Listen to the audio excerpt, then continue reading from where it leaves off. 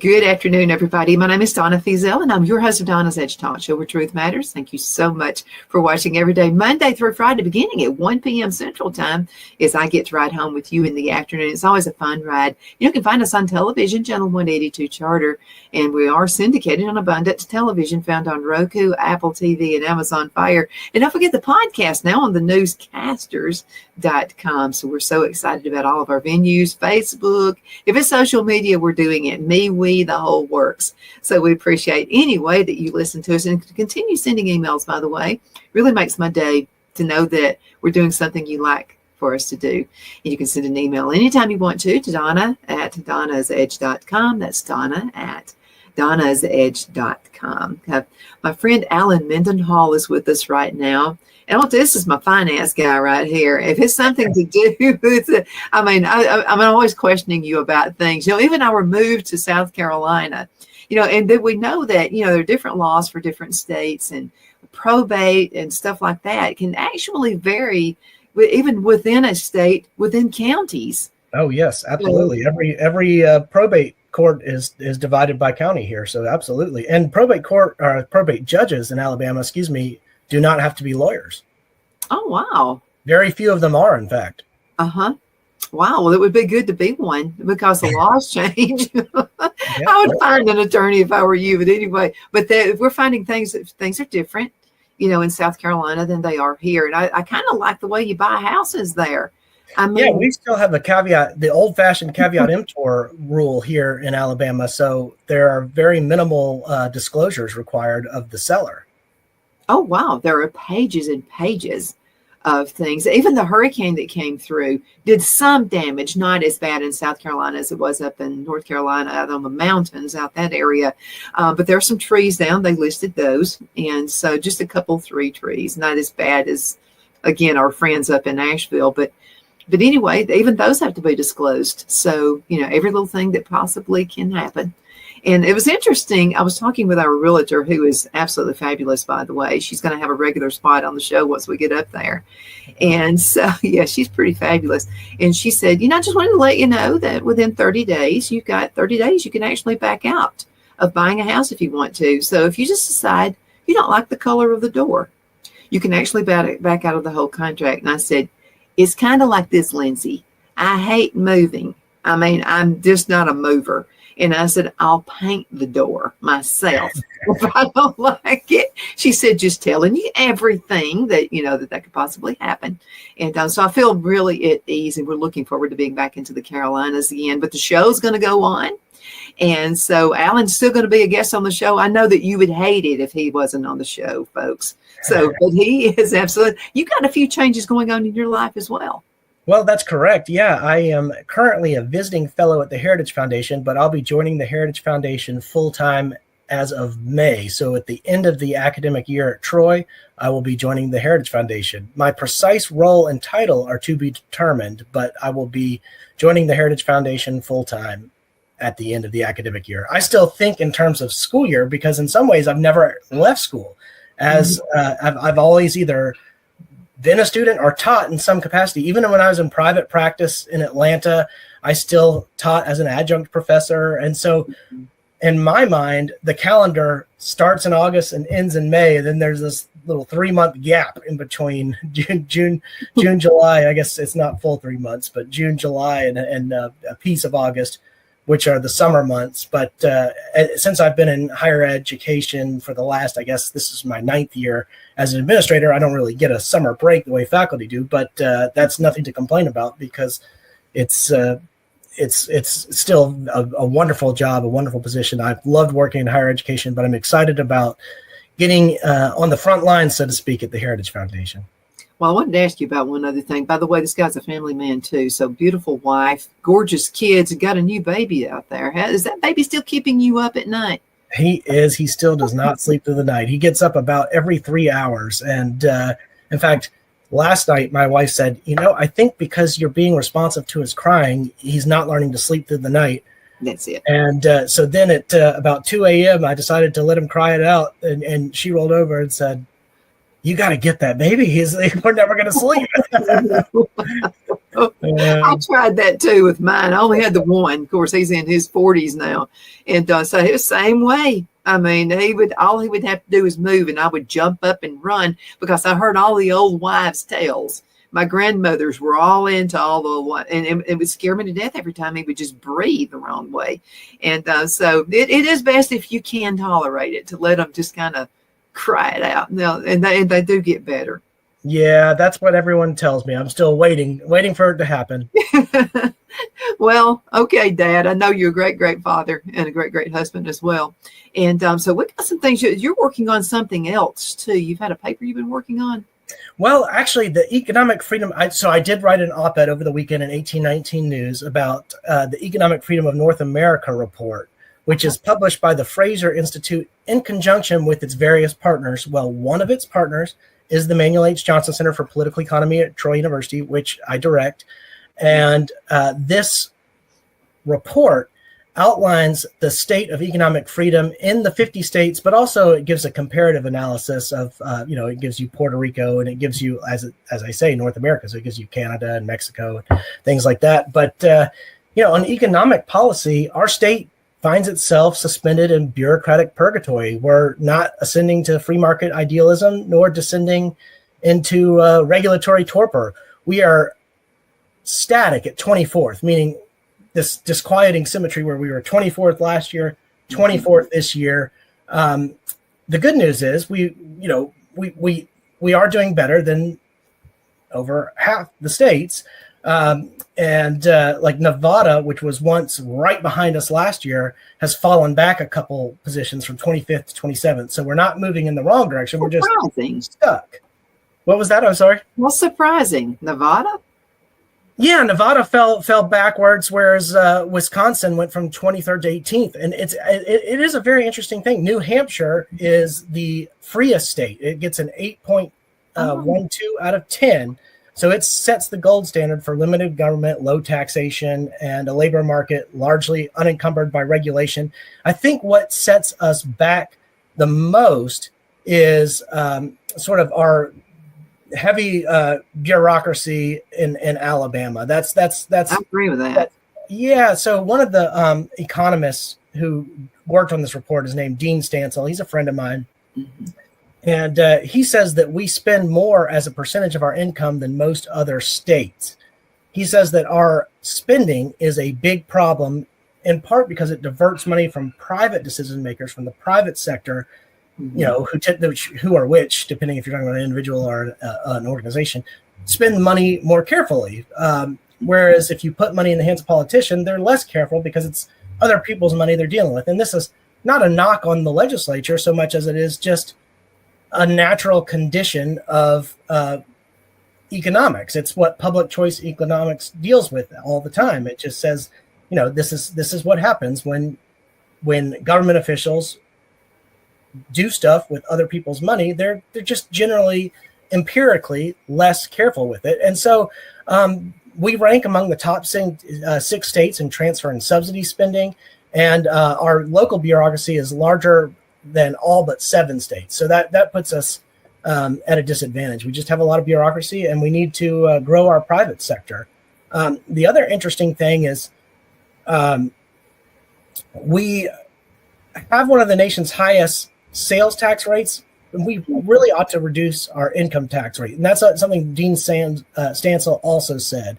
There are 26 states that have reduced income taxes in recent years, and they saw employment grow 3 times faster than the least free states. So, people talk about, well, if we, reduced income tax, how will we pay for roads? How will we do this? How will we do this? Well, you do it by the economic growth. Population grew 10 times faster in those states. Employment grew 3 times faster in those states. So that's where the money comes from, is from growth. You want to facilitate growth. That's the ultimate goal, and that's how you find these ways of getting money to deal with the roads. You'll get more people, you get more industry, you get more commerce, and the rest sort of flows from that. hmm And with growth, as folks are making more money, they're going to spend more money. And it really works all the way around. You're going to have your penny pinchers like me. You're going to put everything they can in savings. Right. I mean, it's so terrible that way. But that also causes growth because you have more interest. There are a few things I would spend money on because I'm actually earning interest on a savings account right now. I know we stashed some money into Wells Fargo. And so we're at a comfortable state right now where we're making about $600 a month just on that interest. That's wonderful. That's fantastic. And that passive investment strategy is always excellent. Yeah. That's the best. And then we're also leaving it there. So you're doing the compound interest thing, Right. and we were taught that back in my old days in school. And so I really listened to that. And Well, so, I tried to teach my daughter about compound interest. Unfortunately, I used the term compound interest. Of course, she was like 9 at the time. She's now 11, so maybe I'll try again. do it But again. I was trying to explain to her why it was good that we were putting her birthday money or Christmas money, whatever it was, I don't remember what it was, in the bank. And I said, look, the bank will actually pay you to keep it in there. And she's like, so we went there, and she's like, oh, that sounds great that they'll pay. So we went there, and we gave the money, and they gave us a receipt, and we walked out. She said, well, where's my money? And I said, oh, it's in the bank. And then you have to explain how, oh, really, it's just a number on a ledger now. They're going to go give that money out to somebody else. They're going to give my money to other people. I thought you said they were going to give me money. I'm like, well, they are. It's just not that exact unit of money. And then it just, so she got a bad taste in her mouth early on with banks, but hopefully she'll get over that, and we'll be able to correct and figure these things out and show her what compound interest means. Dads need to be dads like you are, where you're teaching your kids. And I'll have to tell you a rough lesson I had when I was a kid. So I've been in business since I was about 12 years old. And I used to make a lot. I'm not surprised by that. Yeah, I bet you weren't, but so I always wanted to make my own way, and everything. And I guess it's from spinning off being the oldest child or whatever. And so I made love beads. And so I would do is I would string up these little love beads. This is the 1970s thing where you would wear, your bell-bottom pants and tie-dye shirts and these little love beads. And so I wore a lot of them. I started selling them at school. So Dad buys a kit. It's a big kit just full of beads. And it probably wasn't $2 or $3, but this is back in the 1970s, you see. And so he said, okay, go for it. That's your business. So you go ahead and, watch your spending, and I didn't quite understand what he meant back then, but anyway, watch your spending. Well, man, I sold the heck out of love bead necklaces and rings and bracelets and all those things. And I said, okay, Dad, I'm ready for some more love beads. And he said, well, go get your money. And I said, but I want to buy clothes with them. And he said, you're putting it right back into your inventory. That's shocker, because I thought he was going to pay for my love beads the rest of my life. And he goes, no, go get your money. I will take you to town and we'll buy more love beads. Yeah, he could say, I'm your investor. I'm your initial investor. And so I'm going to take X amount of your profits from now on. It was great that he did that. I'm glad he didn't do it the other way. Now, at the time, my feelings were hurt, of course. He was a horrible father and all this. And but I'm glad he did it. Yeah, well, and part of learning is getting our feelings hurt. I think that these days we are so hypersensitive as a culture, and we live in this desire to be outraged all the time, and everybody wants to be victimized. But the truth is, we have to learn from getting hurt a little bit. That's how you build up the scars necessary to be successful. You got to build thick skin. And that doesn't mean that we ought to go around being mean to one another or anything like that, but we need to tell the truth and we need to be honest. That's what your dad was doing, is saying you don't need to be fragile.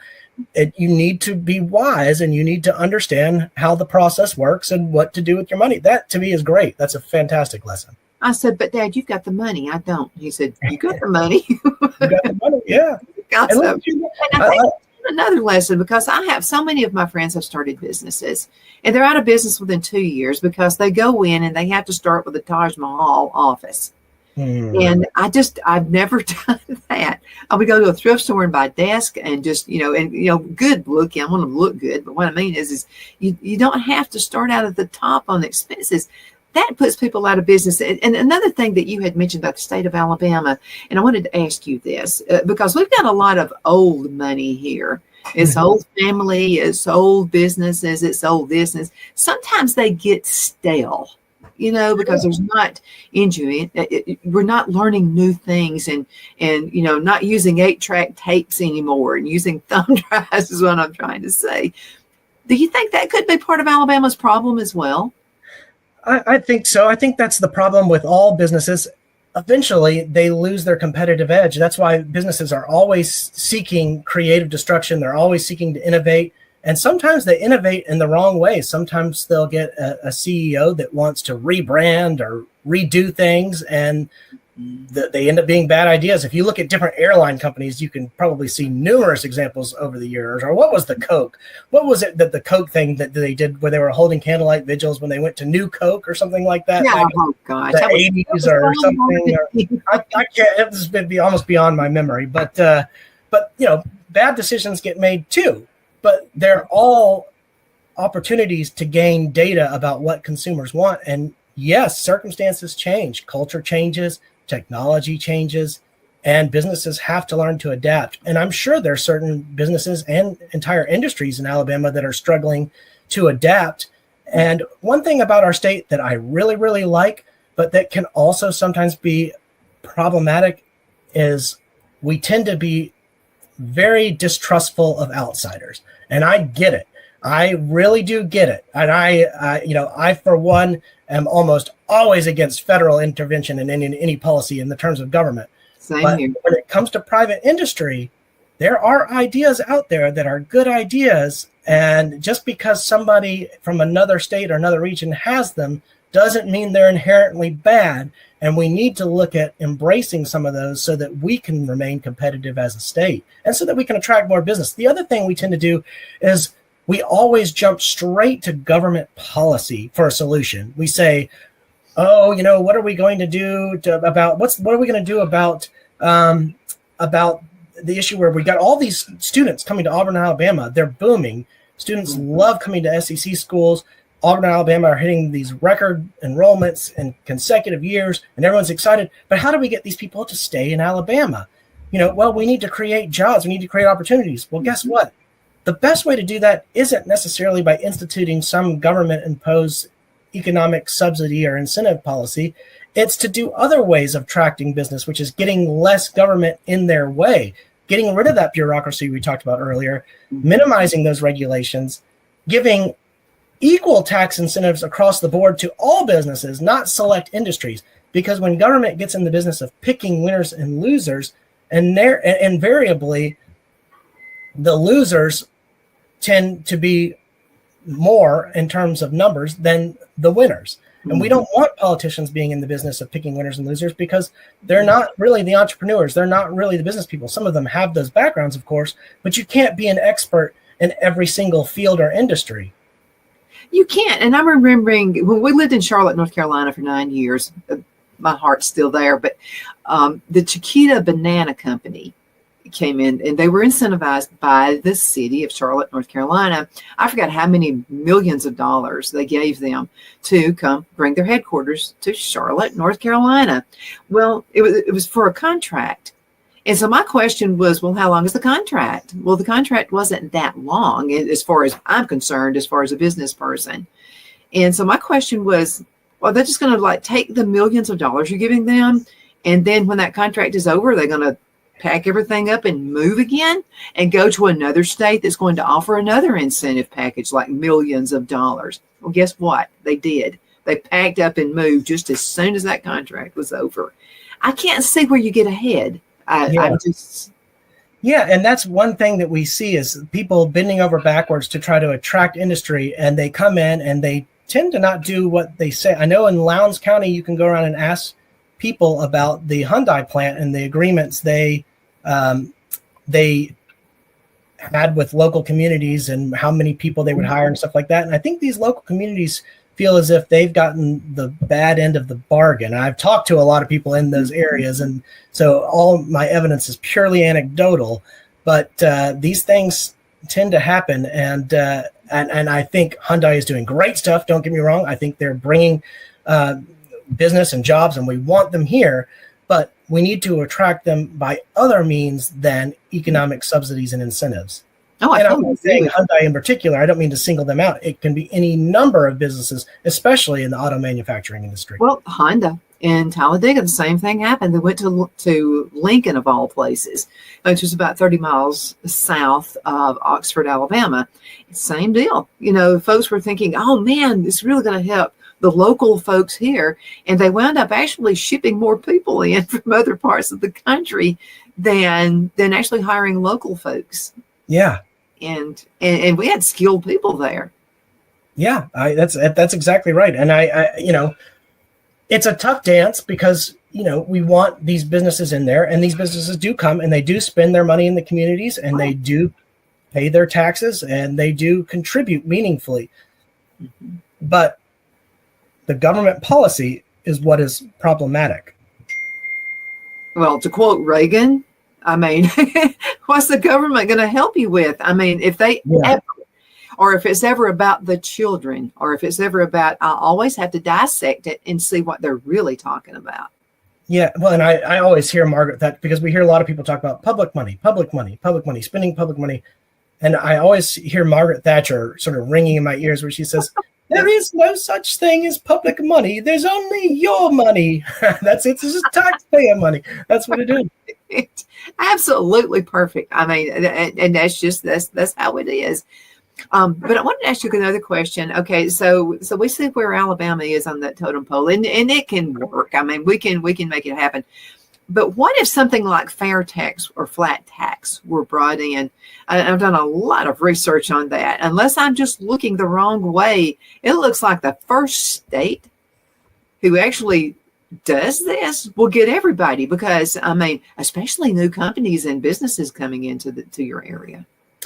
Yeah, I think when I hear fair tax, I usually hear about the national fair tax, like at the federal level. So I don't know how states have dealt with that, but I mean, what is that? It's a flat sales tax rate, so everybody pays. That everybody pays, right? Okay. And it's included in the final price of everything. So let's just say it's, I don't know, 15%. If you buy $100 item, or you spend $100, whatever, that's going to be $15 out of the 100 or something like that. That's the inclusive way of doing it. But what that would do is, and this is where I think people find it very attractive, is eliminate federal income taxes, Social Security and Medicare, corporate taxes, estate taxes, all that under whatever type of legislation you were to institute. And that's where I think people are very in favor of it. Now, I'll be honest, Donna, I have not spent a lot of time in tax policy. I am no tax policy expert, but I find the proposal of the fair tax to be much more attractive than what we have now.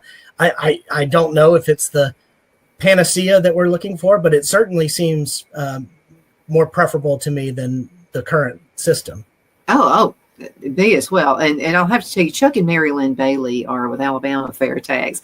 And I've been to several of the meetings, and I almost fell out of my chair when he said, you know what? Everybody pays. You know what that means? That means even drug pushers and prostitutes are going to pay, because they're really paid, without paying taxes. I mean, really, in some areas, you'll go through a high, like very, very nice area, and you'll find out, that's where the drug pushers live, because they don't pay taxes. I mean, they're selling their product and whatever, and so they're coming out ahead. People who are here illegally would also be paying just like we would be. That's what makes it attractive to me. Yeah. No, that makes sense to me as well. And I think people who support it believe that individuals are incentivized to save their money and to invest their money because their income isn't taxed. And I think that's probably correct. I know people like you, definitely, who always are mindful of savings will do it. I think the people that are, more profligate will be more profligate, but it's a compelling idea. I think it's a winner for everybody. People who love to spend money, well, it's going to help the economy too.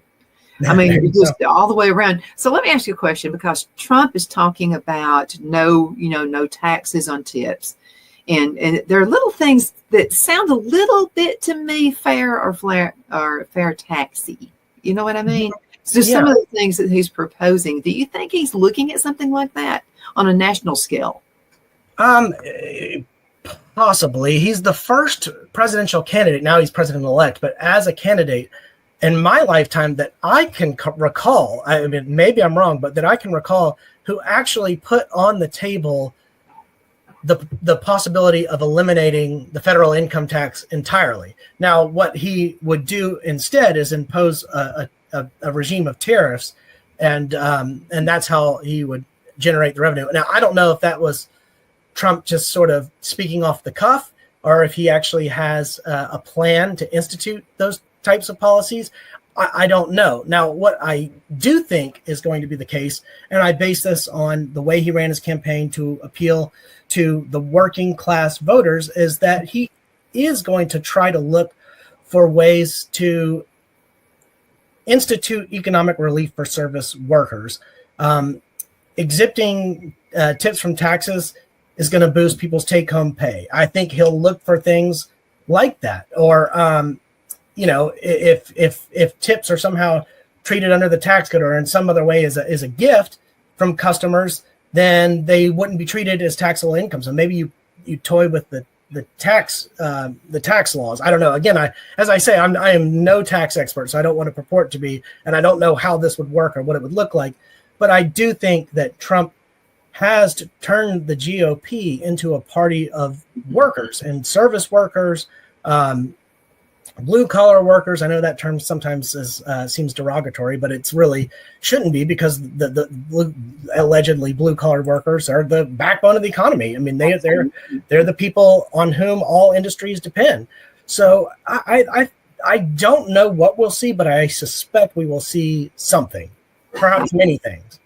I think we will too. I think we'll just see a huge turnaround on a lot of things. Let's go into a commercial break. We'll be right back in just a minute. Everybody hang in there. Twin City Used Car Sales has been serving drivers in the Northeast Alabama area for years with a quality selection of late model used cars, SUVs, and pickup trucks. On top of our extensive selection and competitive prices, we offer professional auto financing services for used car buyers of all credit levels. Whether you've just begun your search or you're ready to secure your next vehicle, at Twin City Used Car Sales, you will drive away with the vehicle of your dreams.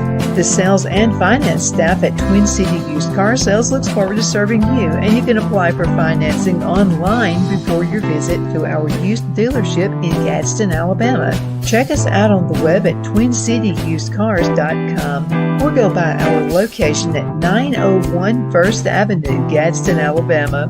We sincerely look forward to serving you.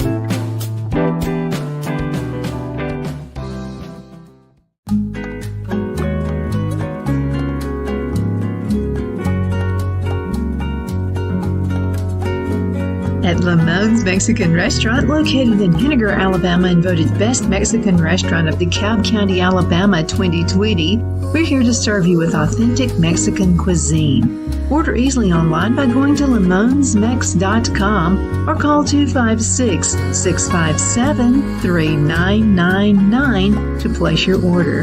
We're open Sunday through Thursday, 11 a.m. to 9 p.m. and Friday and Saturday, 11 a.m. to 10 p.m. Whether you're celebrating a cozy date night for two or a celebration for a crowd, at Lamone's you'll love our atmosphere and friendly servers.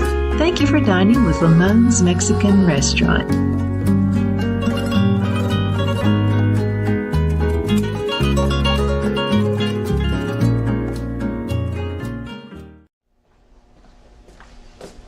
Are you ready?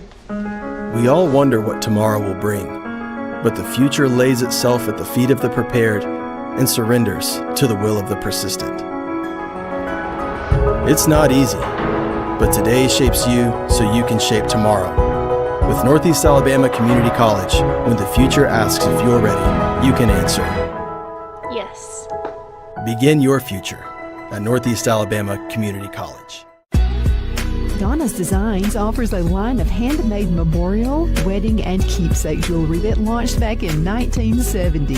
I'm a self-trained jewelry designer, and I will work closely with you to create unique designs you can love and treasure for years to come. Whether that be flowers that were used in a funeral arrangement or stones you found on the beach at a memorable trip, call me at 256-659-4319, and let's think of the possibilities. The only place I buy my beef is Lone Tree Ranch in Collinsville, Alabama. Their cattle is born and raised on their ranch, grass and grain fed, and you can feel confident when you serve your family and friends because their beef is all natural and no antibiotics or hormones are added. You can buy whole beef or perhaps go in with family or friends and buy half. Their customer service is number one as they take care of the delivery to their local processor and can deliver to your home for a small added fee. They also offer herd replacement heifers. I always call Lone Tree Ranch in Collinsville, Alabama for my beef specialty recipes and cookouts, and you can too. Food shortages are increasing, so buy local by calling 256-523-6462. That's 256-523-6462.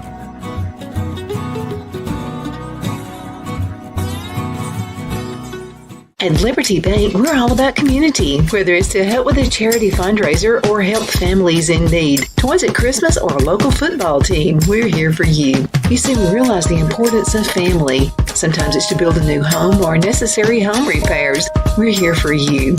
If you like the feel of a small town bank with all the conveniences of a big city bank, we're here to serve you. You will find us at any of our convenient locations in DeKalb, Marshall, Etowah, and Blount counties in North Alabama. You can call and speak with any of our friendly staff at 256-659-2175 or check us out on the web at libertybankal.com. And thank you for your support of our community. Member FDIC Equal Housing Lender.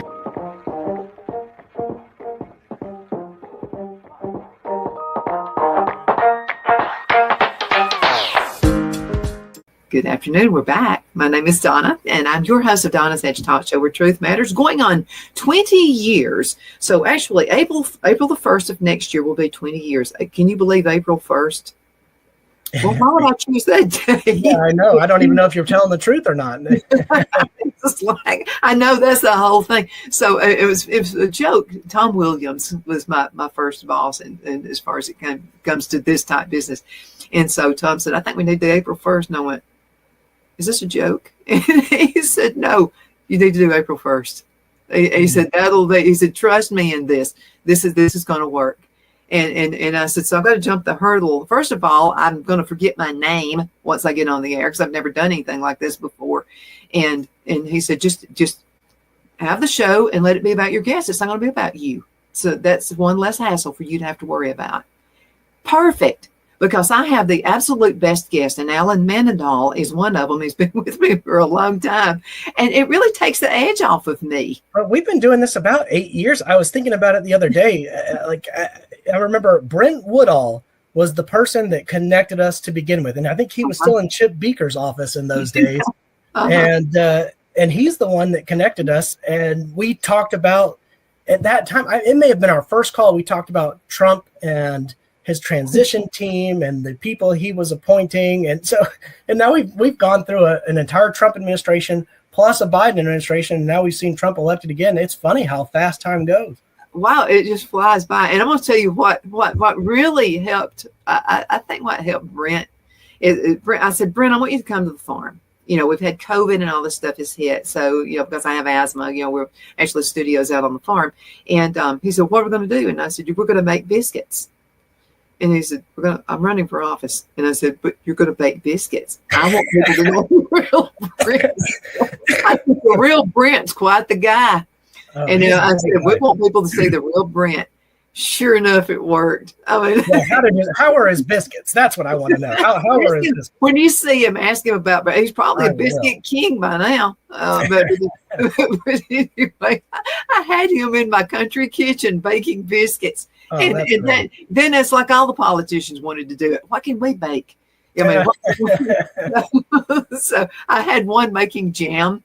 Oh my goodness. So it was just, and they all won. And so, it was just like, people need to see the real you. People are tired of fake. Well, and that's what Trump did very well in the campaign trail. We talked about this in a previous episode, I know, but when he put on the apron at McDonald's, and when he put on whatever the orange vest is that the garbage truck workers wear, and came up in the garbage truck. How brilliant was that? But he also kept his coat and tie on because he maintained authenticity about who he was. It was sort of a throwback to the old European noblesse oblige idea, where he knew who he was, but he was a man of the people too. He was speaking for the people, and he was their champion. It was brilliantly done.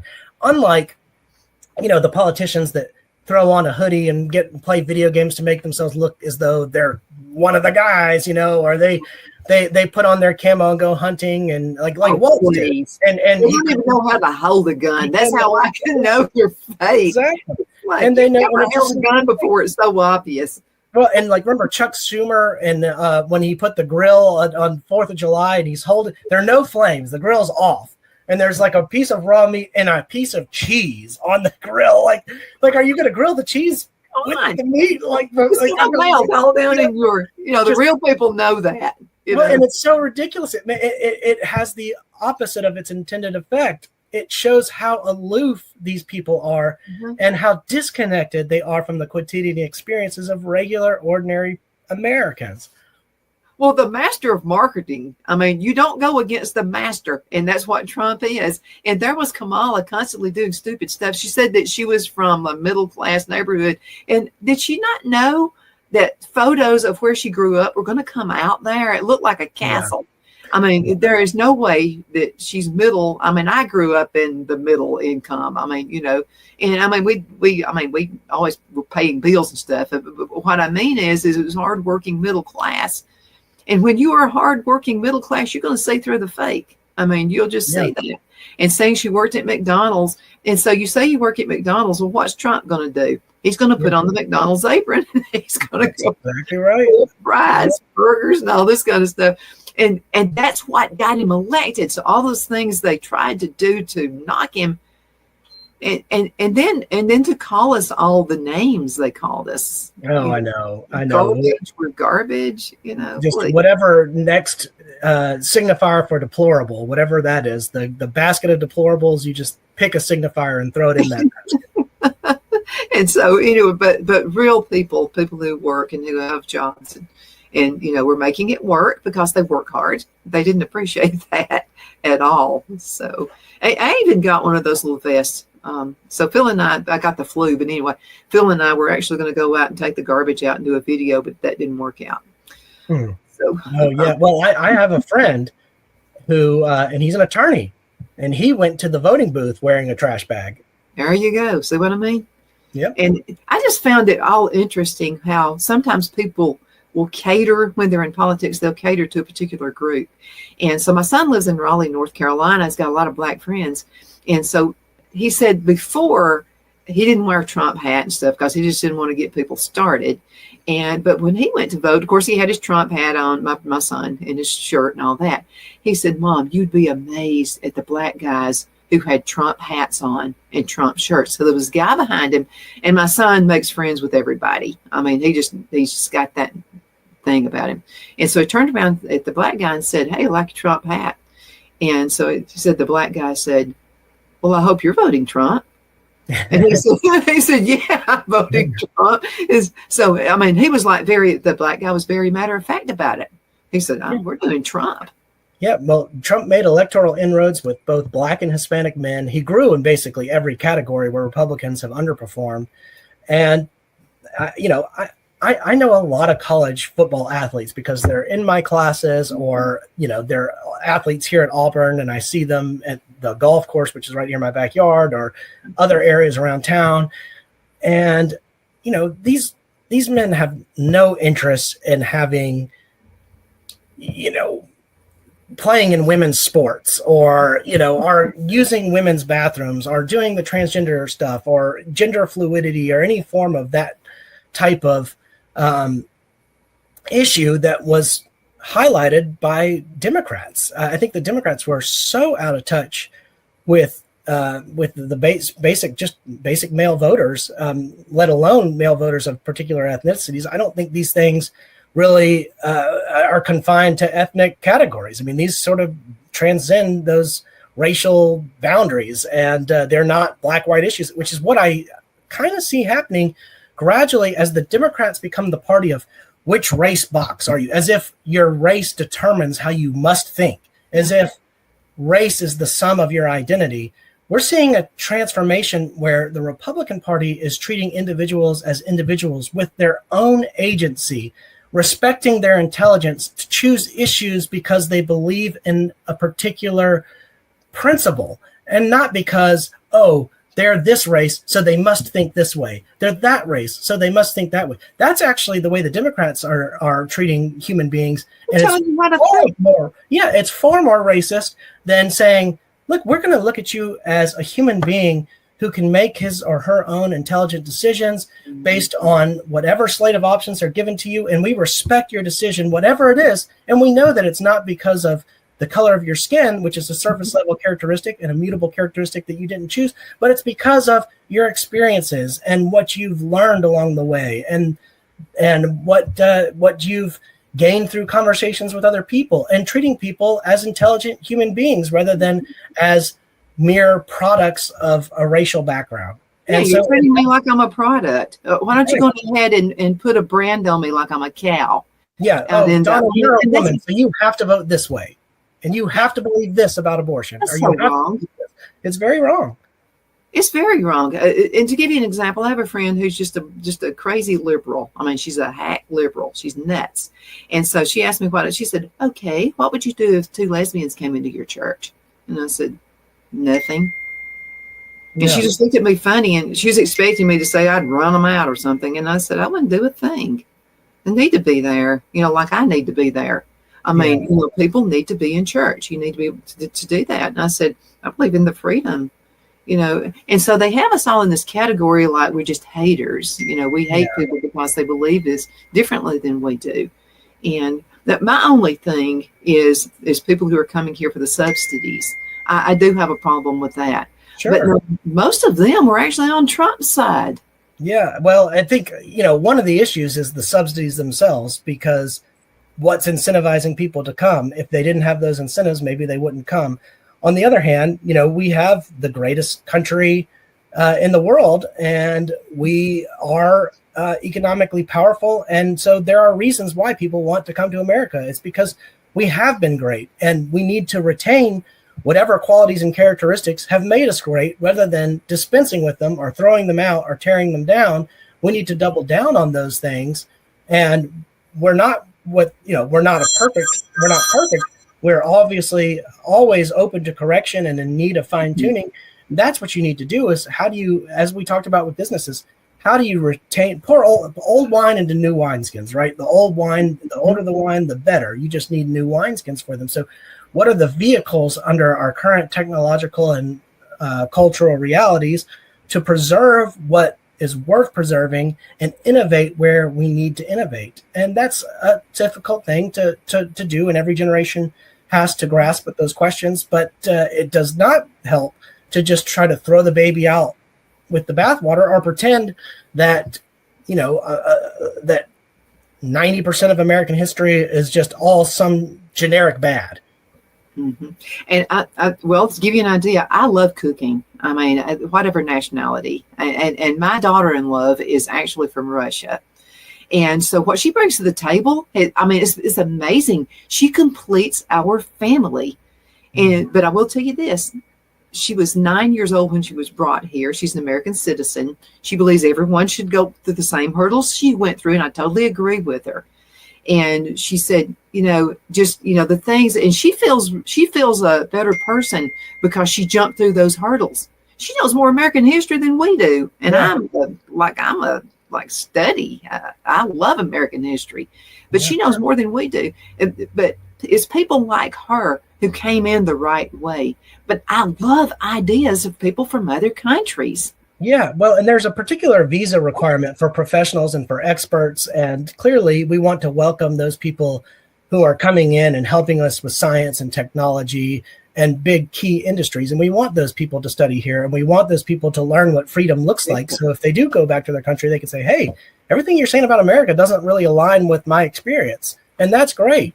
What we don't need is as mass migration of people that become wards of the state and people who fall into sex trafficking, people who fall into crime, people who become destitute, people who become dependents. That does not help those people.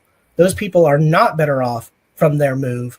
And we need to figure out a system that works best for as many people as possible. Obviously, immigration is an incredibly difficult issue to find out what is the perfect thing. Like, what's the perfect balance? How do you get it perfect so just the right amount of people come in and just right? You're never going to get that formula because it doesn't exist. But we do need to do much, much better with our immigration policy. Well, how about this? How about you buy their first set of love beads when they're making their necklace? And there you go. After that, they buy their own. That way, they're going to take more care of it. I promise you.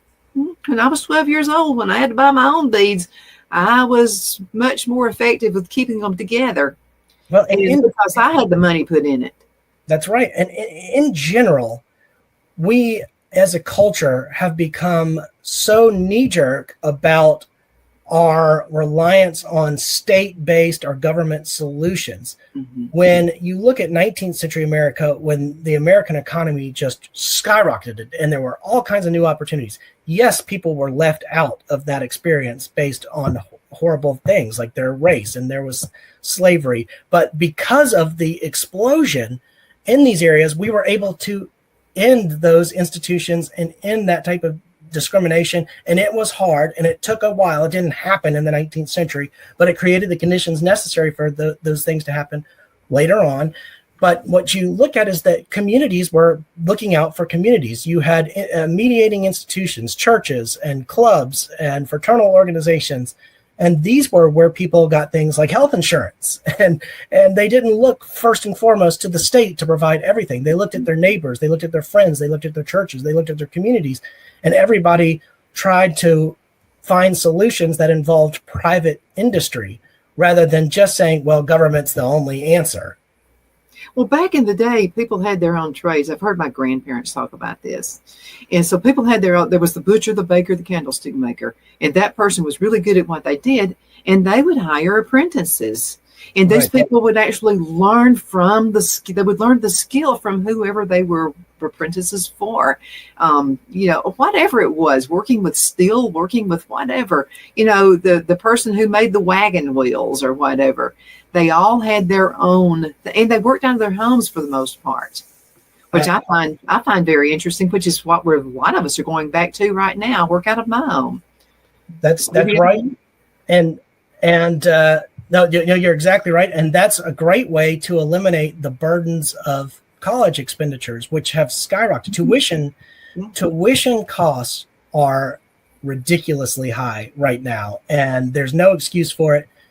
Part of the reason is because of the ready availability of federal student loan money over the years enabled universities to hike tuition costs and just take federal dollars because they knew students were going to keep going to college and they were not having to pay for it. And so, the way the cost of college skyrocketed is really unparalleled in any other industry. I would like to see, and I'm actually thinking about beginning in kindergarten, where you actually teach kids what overspending is. Mm-hmm. The difference between debits and credits. Those are really essential. If you can only know one thing in accounting, debits and credits, where you can't. But if you constantly getting government subsidies and I believe in government subsidies, but I don't think it should be a career choice. Right. I think it should be. I literally believe in it. There are a lot of folks. Sometimes it could be a divorce. It could be like a death in the family. It could be a lot of things where people just need a little helping hand, but not forever. I'm talking about, but learning a skill at the same time. And I would love to see Alabama, the state of Alabama, be the shining light up on the hill who put something together like that. Where, okay, you're getting subsidies, but now you're required to take, and it would be free. You're required to take tests. You're required to learn a skill. These things are extremely important, especially in the manufacturing world.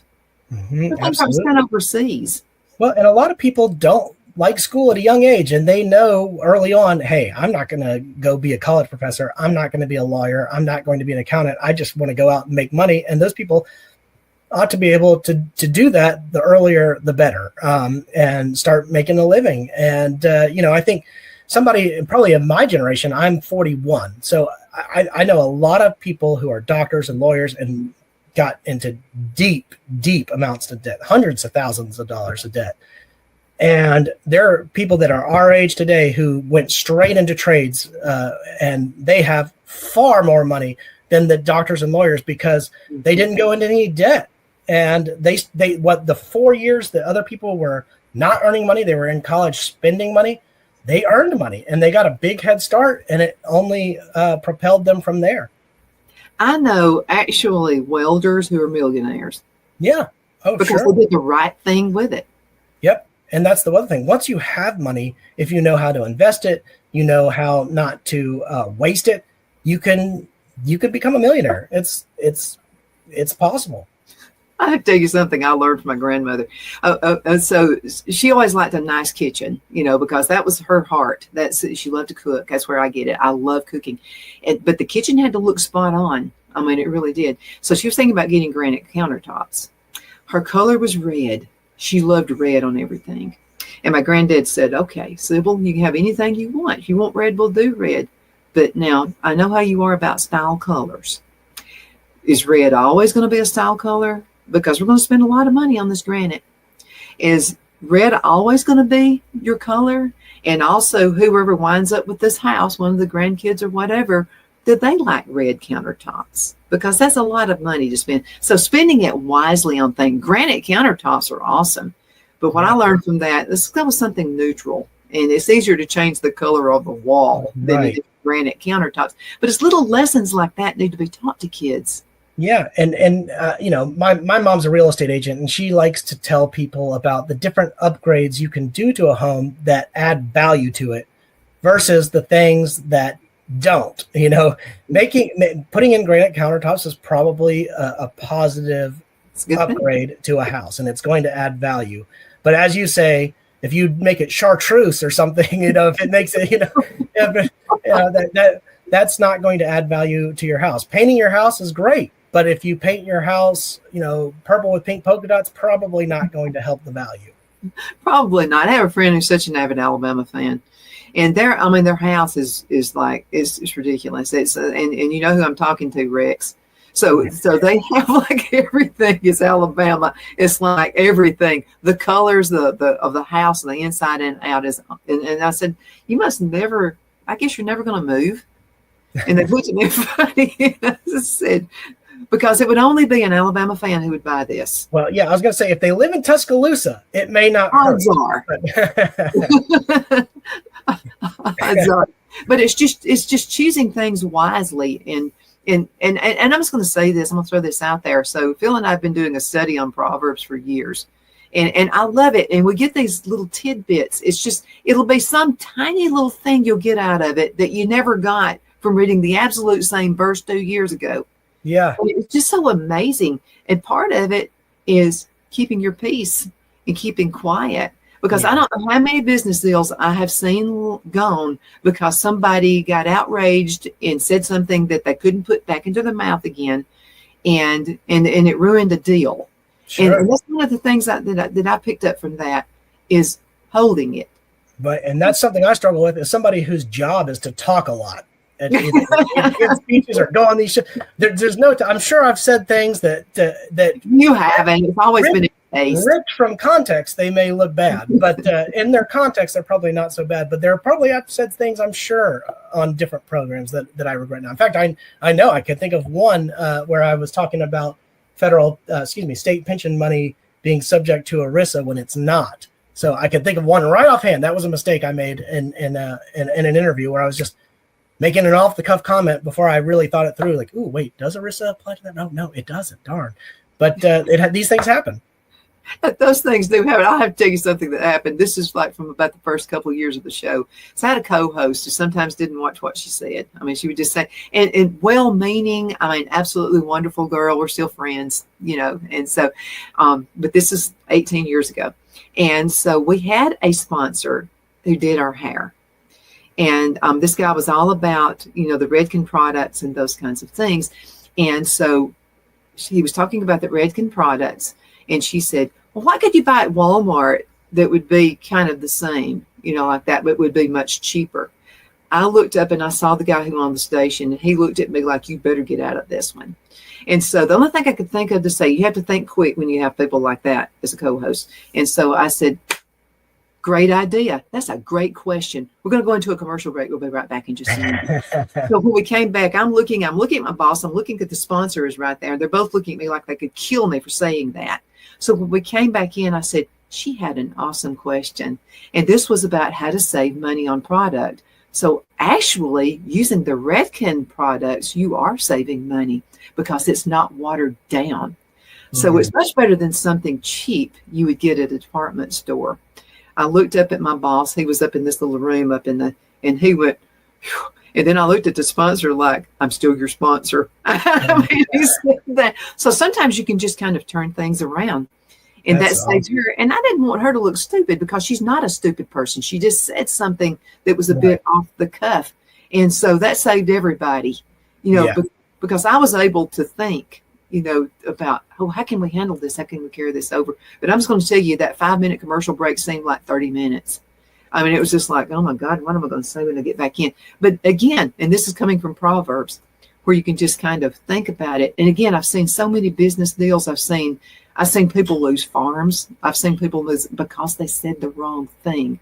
And that's why it brought me back to the farm again, because Alabama is known as farm country. Because of taxes, a lot of families want to keep the family farm going, but they can't because of inheritance taxes. What does Alabama need to work on as far as that is concerned? Folks would stay here if they could keep the farm. Yeah, that's right. I think I'm going right back again to fair tax. Yeah. No, I think you're right. Money with fair tax. I'm just saying it makes sense to me. That would take away those dreadful taxes. Yeah, no, I think you're right. And I think, as we mentioned at the beginning of the show, eliminating bureaucracy, less reliance on government, all these things would help our economy. And the more you attract businesses through natural means, i.e. not by directing subsidies to particular industries at the expense of other industries, by the way, the more you let the natural economic flow take place, the way Texas, Florida, Tennessee have done, the more you're going to generate revenue in other areas. Oh my goodness! Think of the Black Belt. The Black Belt has the most fertile farmland anywhere. The kids are moving away for better opportunities. I would like to see the state of Alabama do something to help the Black Belt. I think that would be a great incentive. It would bring people in, families would stay. You wouldn't have to worry about the kids moving away. It would just be Did you know that this place could be the catfish farm of the United States? I know. And we have such agricultural opportunity. We have a lot of land that could be used for wonderful ways. And we have a promising future. I'm telling you, we do have a promising future in this state. I think so too. Alan, we're going to have to call it a day. Thank you so much for being with us today. Thank you for all of your research and everything you do and everything you bring to the show. Is so important, and folks love you. And I wanted to propose this to everybody. If you have any questions for Alan next time he's on the show, hang around and get you set up for January. But if you have any questions for him, you can send an email to me, Donna@donnasedge.com, Donna@donnasedge.com, because this guy's got a brain. So let's pick it a little bit more. Right. Thank you so much, Alan. And take care of those kids. And thank you guys so much for watching. You can find us on television, Channel 182 Charter, and also on Abundant Television Syndicated, found on Roku, Apple TV, and Amazon Fire. Don't forget the podcast on thenewscasters.com. And by the way, Alan, I hope we're going to get you on the Newscasters. Just my little thing. I think you'd be great. But thank you all. Hope you have a wonderful rest of the day.